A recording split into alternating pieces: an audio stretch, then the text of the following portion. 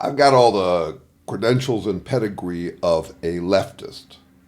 I grew up in a Jewish middle class family in the 1960s. My father worked with Ralph Nader, worked with Solinsky.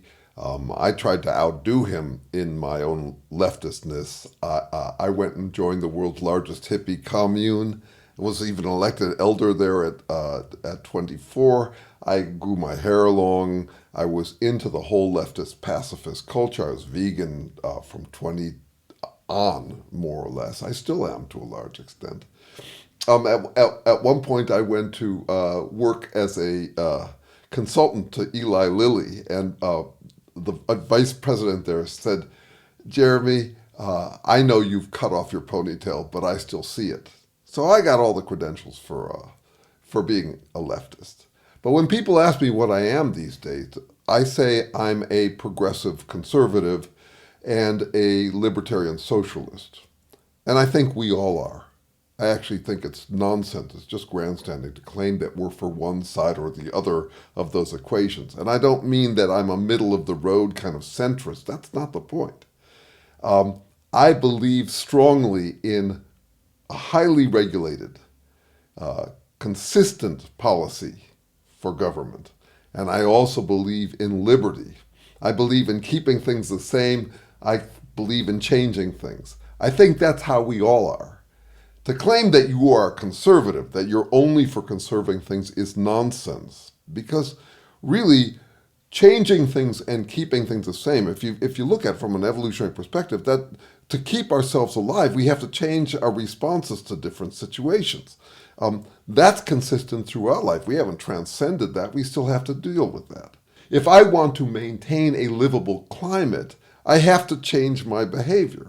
And if I don't want to change my behavior, then I have to accept a changed environment. That's the kind of things that we all are dealing with. This idea that someone could be just for change or just for keeping the same things the same is just ridiculous. It's just ridiculous.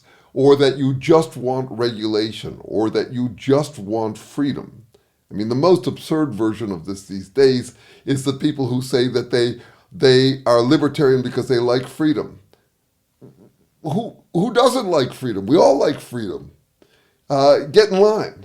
It's ridiculous to think I'm a libertarian because I like freedom. I'm a libertarian because I want small government. Yeah, who wants big government? We all want as small a government as possible. And we all have different ideas about what should be part of government and what shouldn't be part of government. That's what we're debating. We're debating what to change and what to keep the same, what to regulate and what to deregulate. That's just fundamental. For me, I'm an origins of life researcher, and I have to start from the assumption that there's nothing but constraints and flows. In physics, that's what there is. A flow is what we consider to be energy. It's basically things moving towards maximum entropy. That's a flow. It's freedom. That is, there's freedom to go in certain directions. Why only in certain directions? Because of constraints. There are limits on flows. Flows are channeled. My work is channeled energy. So I go all the way back to that and say, what, I'm suddenly going to defy this and say that I'm only for flows or I'm only for constraints? It's absurd. So here's my point. I'm no longer a strict leftist because I'm no longer exclusively interested in changing things or loosening things. I'm not a liberal that way. I'm a half liberal and I'm a half conservative. I'm trying to figure out what to conserve and what to free up.